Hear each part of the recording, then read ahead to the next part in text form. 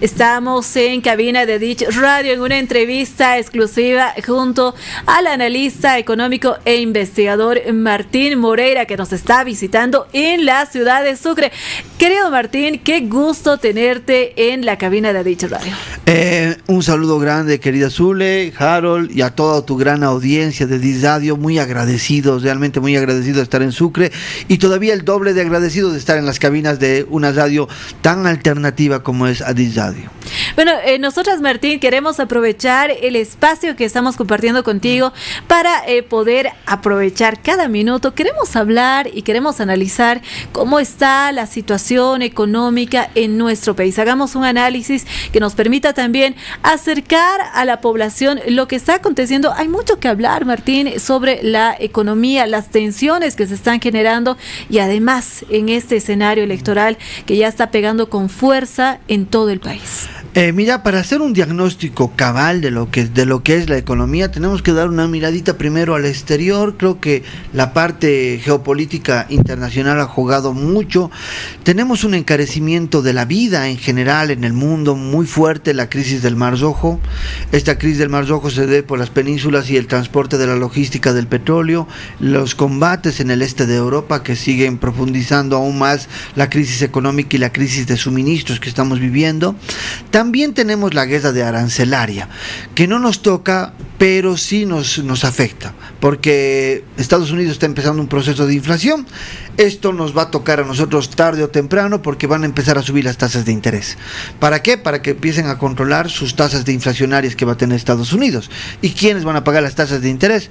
Todos los países periféricos, y entre esos países periféricos se encuentra Bolivia, porque tenemos una deuda externa como todos los países, y como la moneda sectora o la divisa sectora en el mundo es el dólar, nos tiene que tocar tarde o temprano este tema.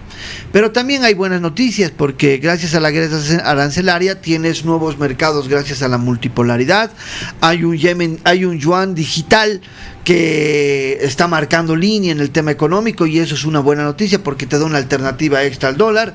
La capacidad del dólar, que era el 55% del comercio exterior, se ha reducido al 40%. También es una buena noticia porque tienes un dólar que está dominando menos en el comercio exterior y tienes más monedas alternativas. El yuan está con el 38%. Entonces aquí vemos un avance interesante del yuan digital.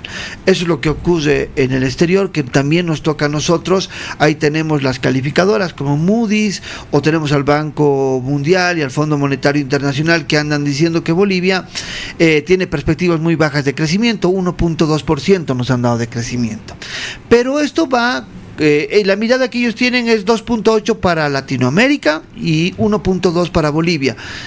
Lo único que han hecho es pasarse en la calificación de Moody's, que en Bolivia hay un desgobernanza, dicen. ¿Y a qué se refiere la desgobernanza? Es que el Ejecutivo no está trabajando con el Legislativo.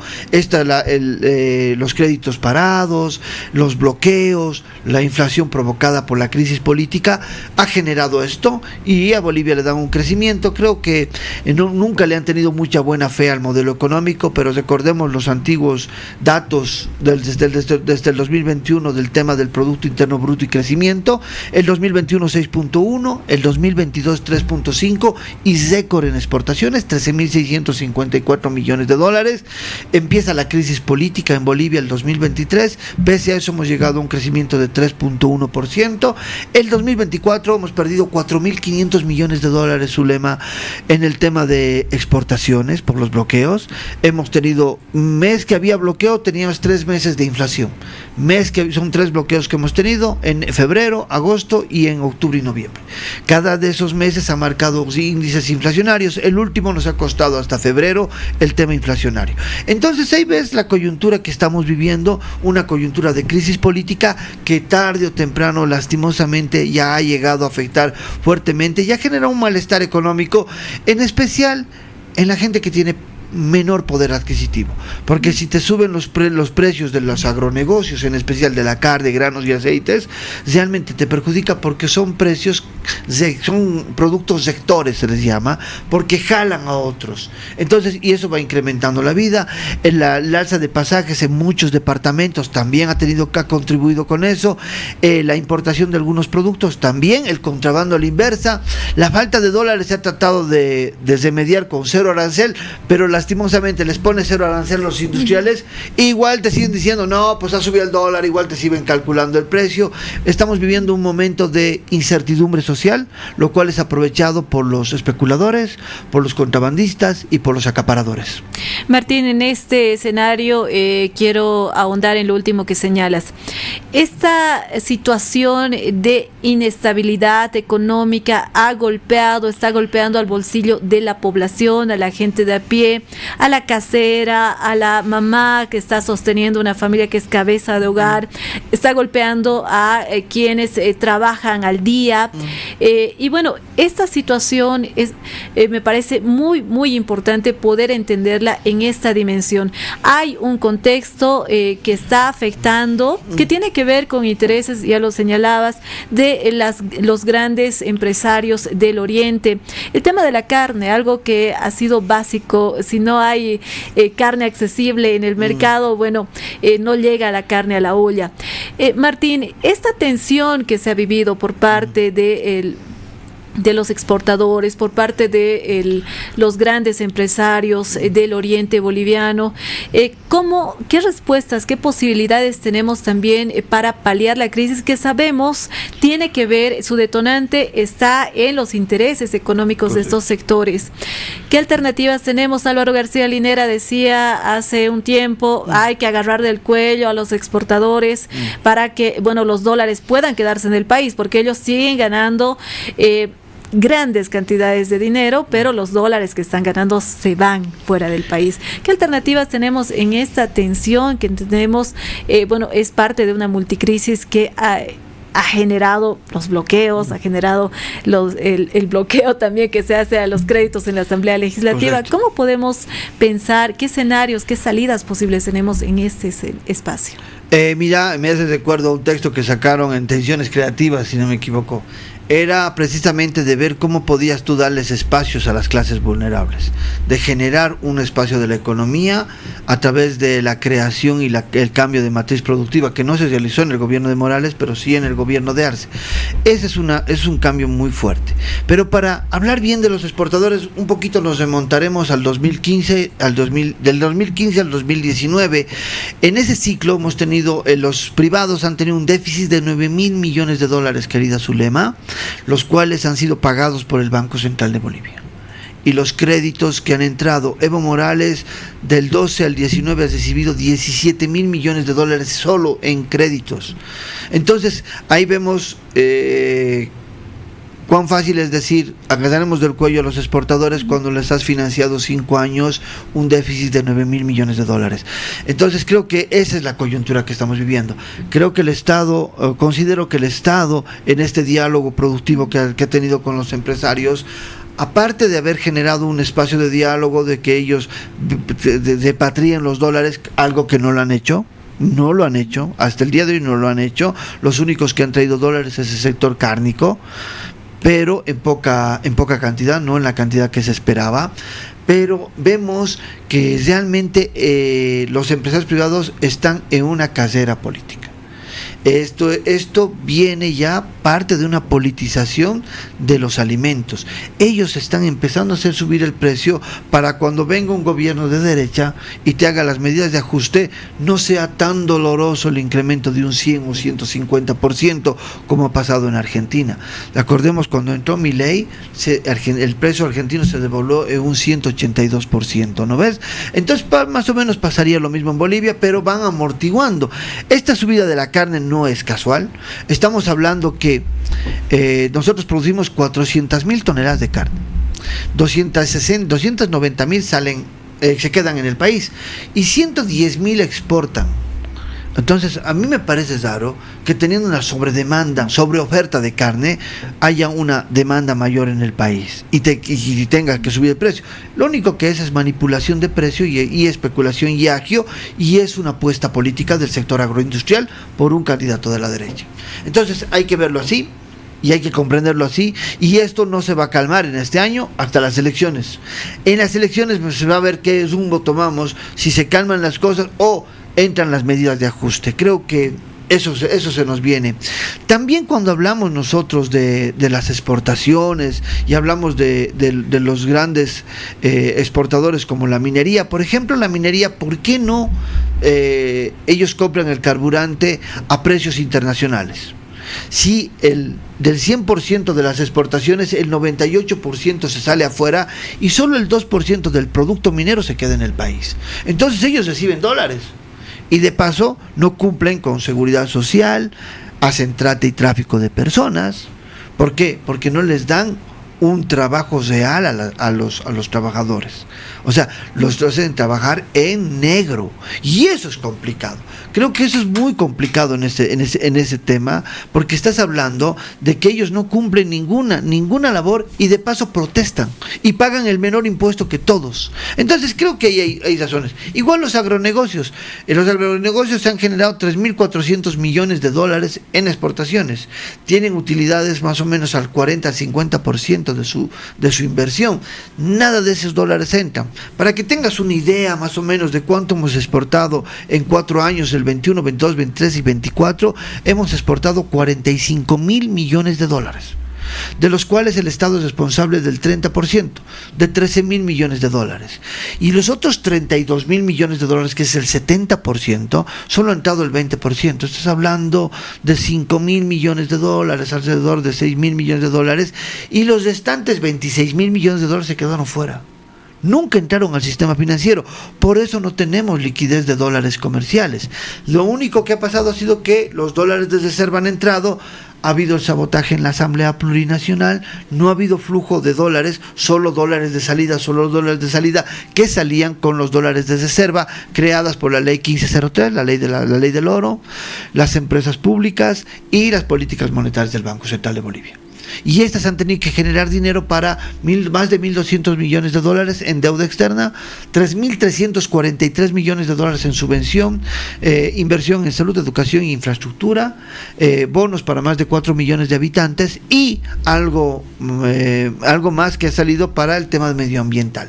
Entonces vemos que es una situación donde el Estado está manteniendo la economía del país.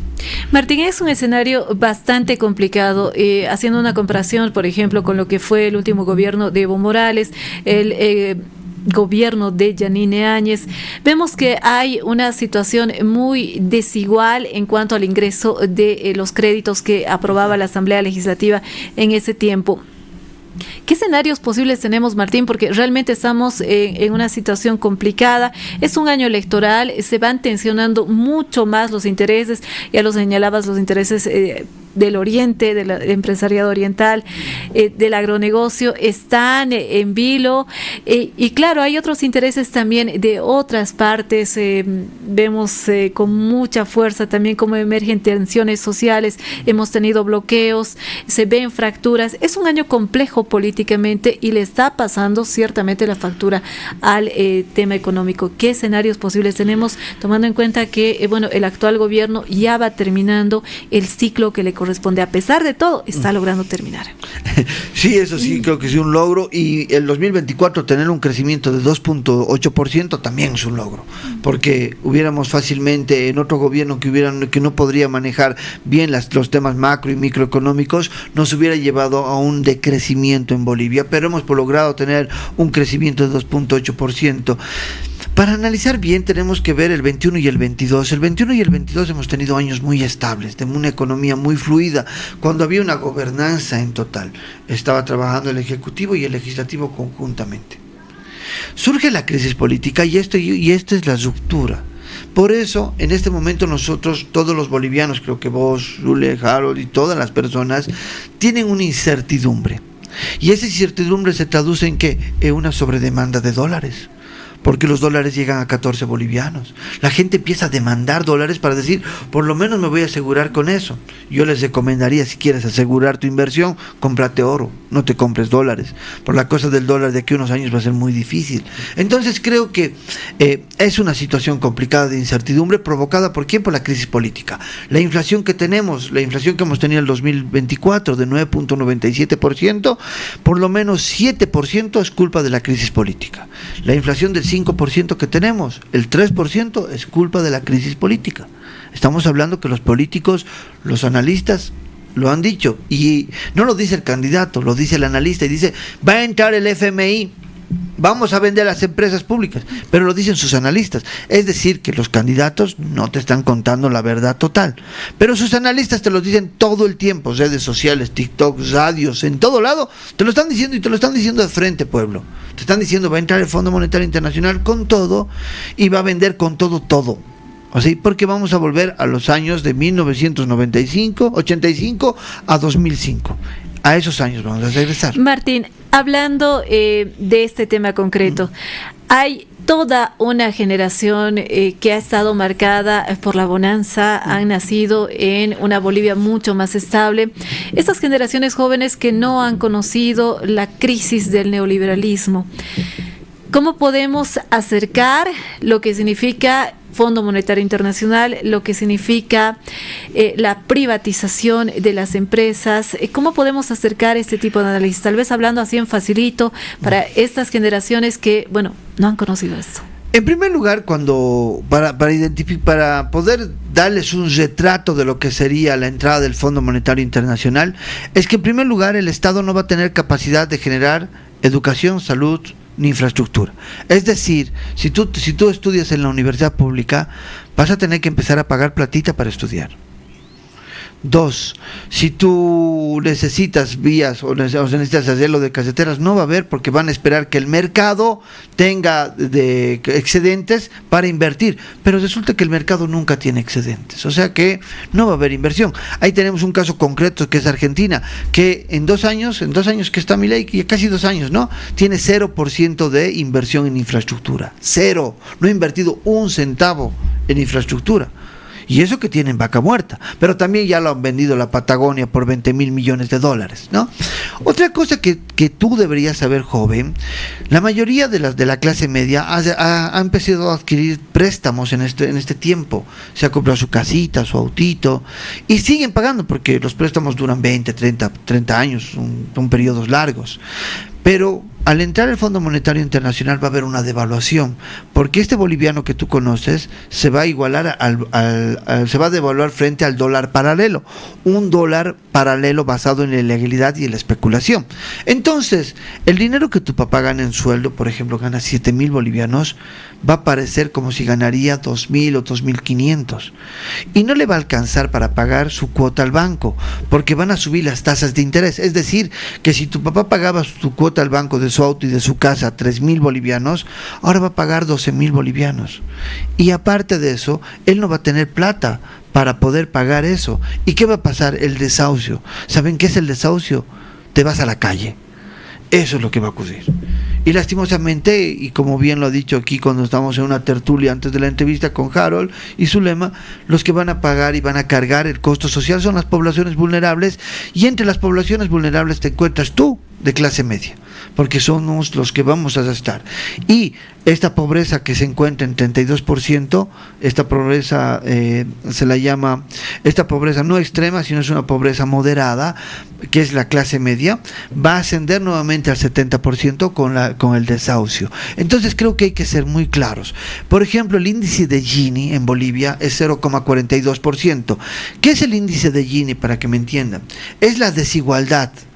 Mientras este número se encuentre más lejos del 1, hay menor desigualdad en un país, y en Bolivia está en 0,42, es decir, que no hemos llegado ni al 0,5. Entonces, en Bolivia la desigualdad ha bajado del 2% al 0,42%. Ese es un logro, y por eso podemos tener las ventajas que hemos tenido en 20 años. Martín, nos da pie esto último que dices para entrar al análisis de las pocas propuestas electorales, políticas que se están dando a conocer, porque realmente no se están hablando todavía de propuestas, estamos teniendo atisbos más de consignas.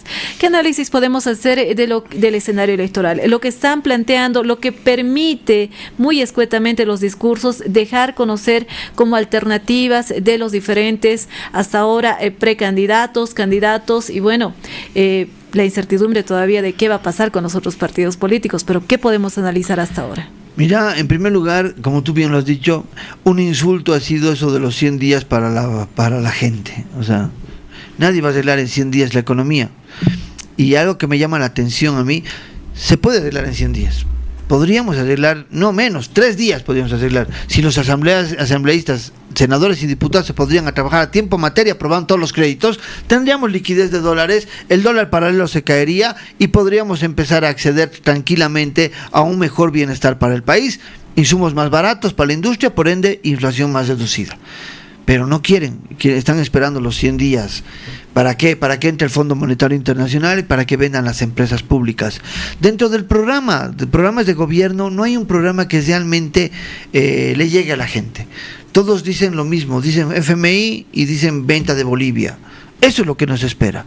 Pero creo que falta ese programa que te diga, necesitamos reintegrar todas nuestras industrias en complejos industriales a través de una logística y eficiencia para que de ese modo se empiece a generar una consolidación y una sostenibilidad del producto y del crecimiento, una captación de divisas y una retención de dólares. Empezar a trabajar conjuntamente entre el Mutún, la empresa de cemento de Potosí, las empresas que están aquí en Sucre, la empresa de Envibol de Chuquisaca, y hay 2 empresas más que se tienen que reactivar, una es lechera y la otra está de alimentos procesados para animales, que creo que se tendrían que reactivar, pero aquí ya tenemos un complejo industrial. Por ejemplo, tienes una Envibol. ¿La Envibol qué necesita? Necesita materiales de reciclaje, debes reciclar mucho. Entonces, de eso da pie a trabajos indirectos. La gente que recicla botellas lleva Envibol y recibe su platita. Esta gente que recibe su platita de Envibol después de vender las botellas va al mercado y le paga a la señora. Entonces, hay un movimiento económico. Y ese es un movimiento. Y Envibol va a necesitar insumos. Y hay otros señores privados que venden los insumos. Entonces le venden a Envibol. Entonces otro sector de la sociedad está empezando a trabajar gracias a Envibol. Tenemos los recicladores, tenemos los que venden los insumos. Y hay otra porción de la sociedad que esta empresa también va a necesitar alimentos, porque creo que trabajan horarios seguidos. Entonces ahí entran las comideras, que también le venden comida a esta empresa. Entonces ahí ves, hemos tenido un ciclo reproductivo de trabajo, y eso se tiene que ir conectando con la empresa de leche, con la empresa de alimentos procesados para animales, con el Mutún, con las empresas de fertilizantes, y creo que eso tiene que ir, esa es la propuesta que se tiene que hacer, que a la gente decirle, mira, le vamos a dar valor agregado a tu materia prima, ya tenemos la industria. Ahora la tenemos que consolidar en una eficiencia sostenible con una logística. ¿Y a través de qué? De complejos industriales. Los complejos industriales te van a ayudar a hacer ese salto que se necesita. Martín, creo que estás tocando un tema muy importante. Esta economía de la vida cotidiana, esta economía que la gente necesita, en la que necesita encontrar respuestas a los problemas que se le presentan en la vida cotidiana, resolver los temas más sencillos, más simples. Quizá a quienes nos están siguiendo les resuena muy lejano hablar de los empresarios privados, les resuena muy lejano hablar de estas inversiones, de estos créditos enormes, que a veces sentimos que se va a quedar en niveles que tal vez no van a llegar en el imaginario de la gente, no le van a llegar tal vez al bolsillo de manera directa, pero claro que sí de manera indirecta en otras inversiones. ¿Qué pasa con esta economía de la vida cotidiana también, Martín, hablando me parece muy interesante este circuito porque permite estas economías más populares, micros, de la señora que vende la comida, del taxista, del transportista. ¿Qué alternativas podemos pensar también? ¿Cómo profundizamos esto? Si bien hemos tenido la posibilidad de sacar a un grueso sector de la extrema pobreza en el país, ¿qué se le puede plantear también a este sector que ha salido de la extrema pobreza, pero que está todavía en un limbo, en una incertidumbre, que está todavía estudiando en la universidad, que esa mamá, ese papá que es albañil, que está trabajando y está apostando por mejorar las condiciones de vida, es esa persona que está pagando su crédito, que ha invertido en su pequeño negocio, que ha invertido en su casita? ¿Qué le podemos también plantear? ¿Cuál sería la alternativa? ¿Qué se le debería plantear a estas personas en esta economía de la vida cotidiana? En primer lugar, lo que se está planteando y lo que se ha empezado a hacer es cambiar la matriz productiva. Es decir, que cada empresa tiene que generar es que son como unas capas de cebolla. Tú tienes al medio la industria y tienes varias capas de trabajos que van a formándose. Esos son los trabajos indirectos. Por ejemplo, el Mutum. El Mutum tiene 1.500 empleados, pero va a tener 2.000 empleos indirectos. Alimentos, insumos, taxistas, gente que tiene que ver con el tema de los uniformes, el que le vende los uniformes de las botas, el que trae los químicos necesarios para la producción del hierro. Es un gran ciclo de movida para una industria que produce millones de dólares. Por ejemplo, la planta de urea. La planta de urea necesita bastantes insumos para su funcionamiento. Entonces, que dentro de Bulo Bulo se han empezado a formar emprendimientos, microemprendimientos, para poder satisfacer las necesidades de esta industria. Entonces, está empezado a generar una pequeña economía dentro de Bulo Bulo para generar una gran economía. Ejemplo, la empresa de azúcar en San Buenaventura. Por ejemplo, esta empresa, al principio, ha empezado con muy poca caña. Ahora tiene cañaverales inmensos y ya ha llegado a exportar 1 millón de litros de alcohol. Es decir, tienes el ingenio y alrededor del ingenio tienes tus productores.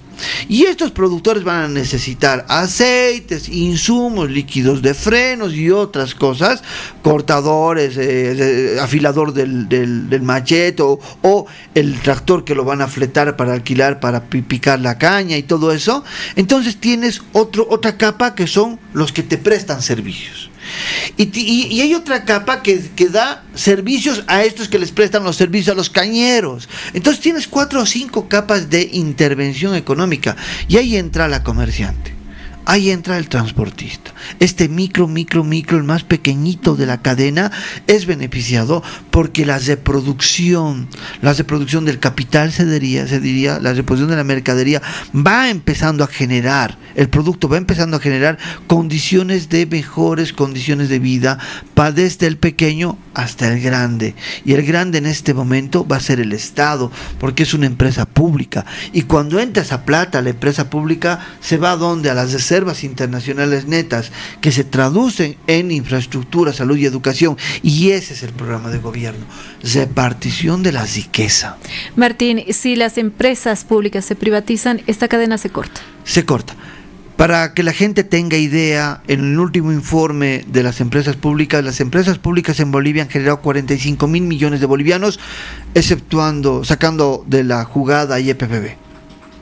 Entonces estás diciendo que las empresas públicas nos están sosteniendo. Estas empresas públicas que los analistas de la oposición se matan destrozándolas todos los días, estas empresas son las que te están pagando el bono, que te están pagando la subvención en arroz, que te están pagando la subvención en harina, que te están pagando la subvención en carburantes, que te están ayudando a mantener los precios. Son estas empresas públicas. Martín, se ha tenido recientemente una movilización en Sucre en defensa de FANSESA, esto en relación a este fallo que se ha tenido contra Sobosa y a favor de FANSESA por un monto realmente muy significativo. FANSESA moviliza a Chuquisaca, pero Chuquisaca también no está viendo más allá de los límites de la ciudad de Sucre. Una de las empresas que a mi criterio es muy importante, es chuquisaqueña y muy importante, es Envibol. Tenemos un mercado realmente copado a nivel nacional por Envibol y bueno, parece que Chuquisaca no lo está viendo. En primer lugar, Envibol, los chuquisaqueños deberían dar gracias a Envibol porque está generando impuestos y esos impuestos se traduce, querido chuquisaqueño, en tu carretera y en tus calles. Ojo, una empresa que está exportando el 70% de su producción te genera temas impositivos y estos temas impositivos te generan bienestar para que tú puedas realizar tus actividades diarias. Y vas a tener 2 empresas más que se tienen que reactivar. La empresa lechera y la empresa de alimentos tienen que reactivarse. Eso hay que exigir como chuquisaqueños a que se reactive. Chuquisaca tiene una fuerza pecuaria muy fuerte. Creo que no están mirando más allá de la ciudad, porque si pudieran ver un poquito más allá tendrían campos y valles hermosos para generar pecuaria, chivitos, valleses, les funcionaría muy bien por el clima y por el espacio. Entonces creo que hay que darle el impulso a esto, creo que hay que darle el impulso porque esa es la sostenibilidad. Rutas de turismo, agropecuaria, pero medioambiental, con conciencia. Y el último tema que a mí me llama la atención es esto de las empresas públicas que van a generar un movimiento interesante. Y lo de francés hay que decir, es cierto, Doria Medina le debe esta plata a la universidad y le debe esta plata a Chuquisaca, porque Doria Medina ha traicionado, se ha apropiado de esta empresa de manera ilegal cuando él estaba dentro del Estado, y después se ha adueñado. ¿Y para qué? Para venderla, para lucrar. Lo mismo hecho con Soboce. ¿Dónde lo ha negociado Soboce? No lo negoció en Bolivia, por lo menos francesa la negoció en Bolivia. Soboce lo negoció en Perú al Grupo Gloria, y de esos dólares nunca hemos visto. Y él dice, voy a traer dólares. No tiene ni cuenta en dólares en Bolivia. ¿Qué va a traer dólares al país, pues? Entonces su sueño va a traer dólares del Fondo Monetario Internacional, que es otra cosa. Martín, tocas un tema que me parece importante también. ¿Qué alternativa, qué propuesta tendríamos que buscar también en este escenario electoral en cuanto a los temas medioambientales? Que creo que es algo muy sensible. Venimos de un año 2024 donde hemos tenido una quema terrible en el oriente boliviano, los chaqueos, las grandes extensiones se han quemado y están siendo apropiadas por el agronegocio. Tenemos este tema tan sensible, tan delicado. Hace unos días hemos tenido la movilización de las cooperativas mineras en La Paz. Hay también una deuda ambiental de las cooperativas mineras con el país. Hace unas semanas hemos tenido todavía las comunidades de Machaca reclamando por la situación de su salud.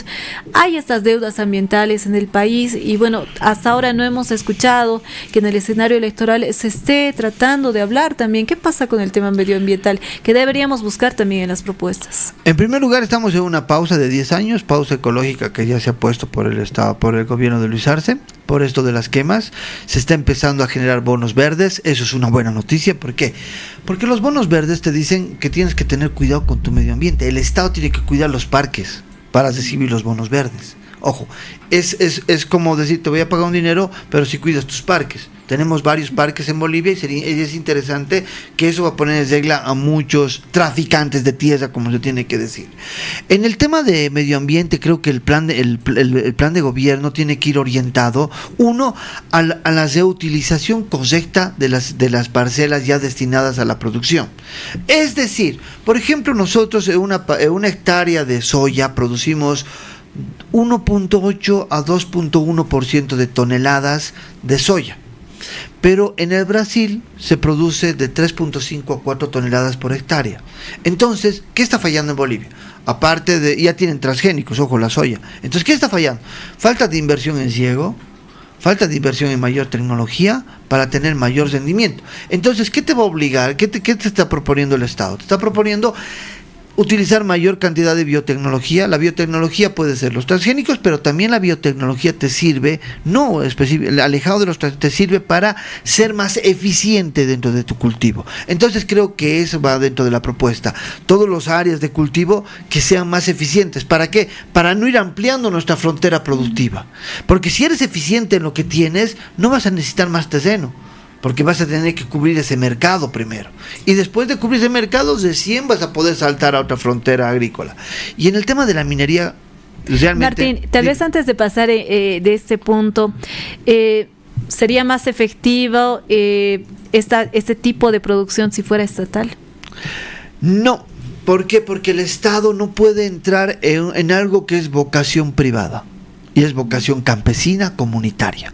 No se puede, el Estado no puede hacer eso, porque ya está copado por un sector de la sociedad. El Estado no tiene que ir a pelearse la galleta con ellos, ¿no? El Estado tiene que generar condiciones, como en Exiamas se está generando la siembra de soya, como en Trinidad se está agarrando a los comunitarios y a los productores trinitarios para que cosechen arroz en verano y en invierno cosechen soya. O como potencializar un frigorífico en Trinidad para que ya no la carne no se vaya de contrabando a Santa Cruz, sino haya un equilibrio entre Oriente y Occidente. Entonces creo que esos temas son vitales, y bien que lo tocas, porque el Estado tiene que entrar donde no invierte. ¿Quién en Bolivia invirtió en una fábrica de botellas? Nadie. El Estado lo va a hacer. ¿Quién va a invertir en una fábrica de leche en Sucre que va a cubrir Sucre y Potosí? Nadie. El Estado lo va a hacer. Martín, pasando al otro tema que planteabas, la minería.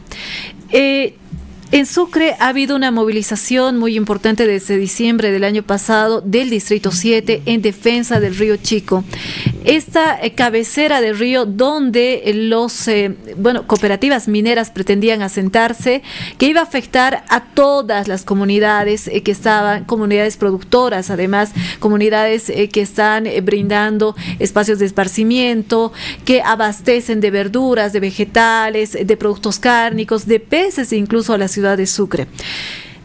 Esta defensa de la cuenca del río Chico ha sido muy significativa, creo, porque ha permitido movilizar no solamente a las comunidades, se han movilizado y se han solidarizado instituciones de la ciudad y se ha logrado frenar, revocar la licencia ambiental que le estaba dando la gobernación a estas cooperativas mineras. El tema ambiental, Martín, es un pendiente. En Sucre hemos ganado una batalla, y lo pongo en plural porque se ha ganado una batalla que ponía en riesgo la salud de la población.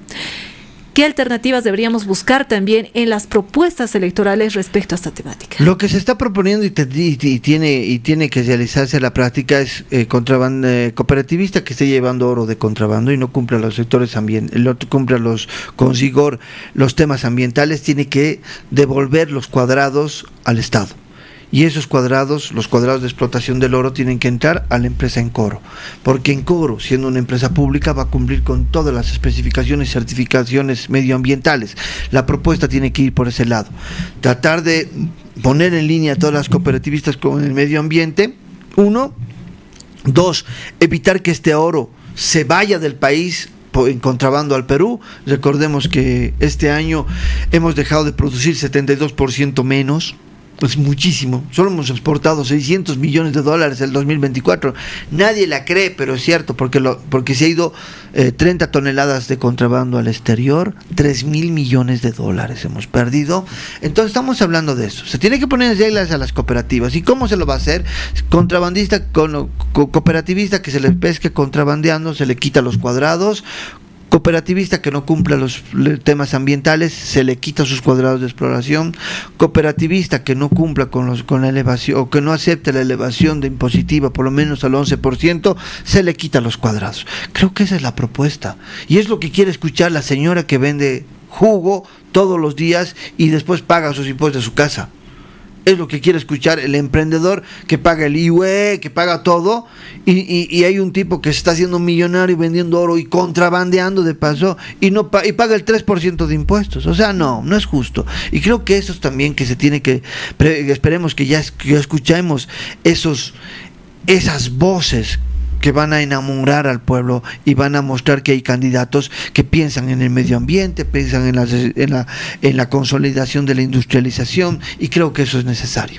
Martín, ya para ir cerrando este espacio de diálogo, Andrónico Rodríguez el año pasado ha lanzado un ataque frontal contra la ley 348 que ha desatado una serie de reacciones antiderechos, una serie de discursos machistas, violentos, que han puesto en tela de juicio algo tan sensible como es la palabra de las mujeres víctimas de violencia en el país. A esto se suma posiciones como la de el ahora candidato Chi, que ha tenido discursos de cuál a peor en relación a los derechos de las mujeres, en relación también a los derechos de las poblaciones diversas.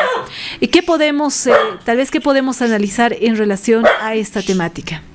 En primer lugar, creo que el tema de la descolonización está en juego. Ojo, ese tema de buscar los derechos de las mujeres, de los grupos marginales como los LGTBs que no están todavía cuajando bien en todo esto, está en juego. ¿Por qué? Porque si entra la derecha, va a pasar lo que ha pasado en Argentina. Todo lo que han logrado se está cayendo al suelo, y en especial los derechos de las mujeres. Ojo, hay que tener cuidado con este punto muy especialmente, y ahí ves el carácter de dónde sale Andrónico Rodríguez, que sinceramente para mí es una decepción, porque algo que deberíamos mantener como sociedad es esta igualdad, el tú a tú, la mirada horizontal, la mirada de que todos somos iguales ante la ley y ante la sociedad y ante la vida. Y si tú dejas quitas un derecho, porque hay mucha violencia hacia las mujeres en Bolivia, y quitas ese derecho, ¿qué vas a provocar? Vas a provocar que se triplique la violencia. Por lo menos esta ley frena en algo a los violentos, pero igual todos los días te estás desayunando un feminicidio, todos los días te estás desayunando en un medio y ya lo ves cotidiano, ves la televisión y escuchar que le pegó y que le mató, o sea, o ves la violencia contra los niños. O sea, creo que esta ley es fundamental y se la tiene que endurecer y enriquecer para que se conformen mayores derechos para el bienestar de la sociedad. No es que se está yendo contra los hombres, no es que se está yendo contra las personas del otro sexo, no, lo único que se está haciendo es detener una ola de violencia que no solo es en Bolivia, sino es en la región. Esto de los feminicidios es una enfermedad de la sociedad contemporánea, y la única forma de detener estas enfermedades es con una vacuna, y la vacuna es la ley 348, pero que debería ser más rígida, debería ser cumplida a la cabalidad por la fiscalía, por la policía, por los centros de asistencia a las mujeres, que esos son los primeros a veces en saltar la ley. Creo que esta ley se debe trabajar más, y creo que en vez de cuestionarla, se la debería enriquecer para que sea una ley todavía que tenga mayores alcances en beneficio de los más vulnerables del país. Martín, te agradezco mucho por el tiempo que nos has brindado. Bueno, hemos tenido un diálogo muy amplio, hemos tocado diferentes temas y creo que es importante agarrar el análisis facilito, como diríamos, el análisis acorde a la población, para que podamos también brindarle estos elementos de análisis. Martín, te agradecemos. Bueno, te invitamos también a mandarle un saludo a la audiencia de Dich Radio que nos ha acompañado hasta este punto de la entrevista. En primer lugar, muy agradecido, Zulema, con Dich Radio, muy agradecido con Harold y con todo su equipo, y en especial a la audiencia. Creo que tenemos que pensar mejor, hay que leer los programas de gobierno, creo que es necesario entender eso para poder dar un voto democrático. Ojo, si este modelo se cambia, vamos a demorar otros 20 años en tener un nuevo modelo económico. Creo que eso está en juego, el bienestar y el futuro de nuestras familias. Muchas gracias por la entrevista. Muchísimas gracias. Bueno, hemos podido hablar con Martín Moreira, él es investigador y analista económico, y hemos tocado una gran diversidad de temas. Nosotras vamos a retornar con más información enseguida.